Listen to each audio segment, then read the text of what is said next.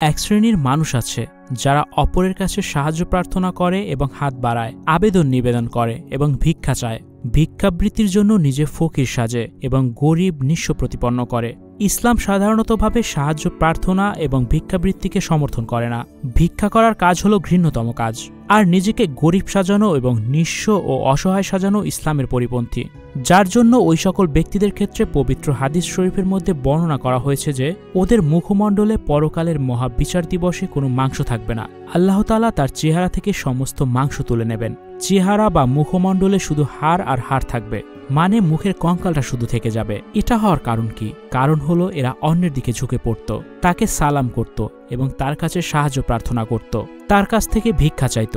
সেই জন্য সেই দিন তার চেহারা থেকে সমস্ত মাংস তুলে নেওয়া হবে। এটাই তার জন্য আল্লাহর কাছে সাহায্য না চাওয়ার সাজা।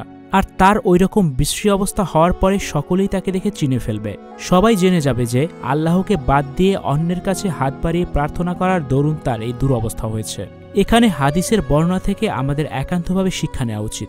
সকল অবস্থায় এবং সর্ববিষয়ে আল্লাহর সাহায্য নিতে হবে। প্রার্থনা করলে তার কাছেই করতে হবে। চাওয়া ও পাওয়ার দরকার পড়লে তার নিকটই হাত প্রসারিত করতে হবে।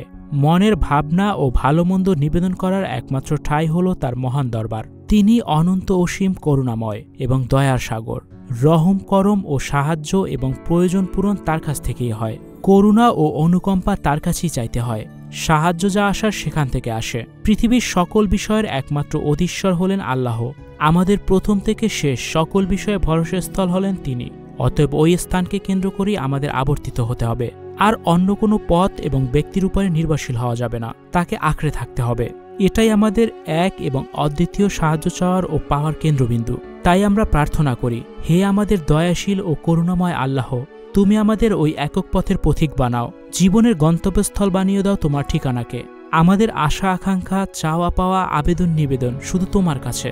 আমরণ তুমি এই পথের উপর টিকিয়ে রেখো, এর ব্যতিক্রম করো না। আর পরকালে সকলের সামনে বেইজ্জত থেকে বাঁচিয়ে দিও। আমিন আমিন।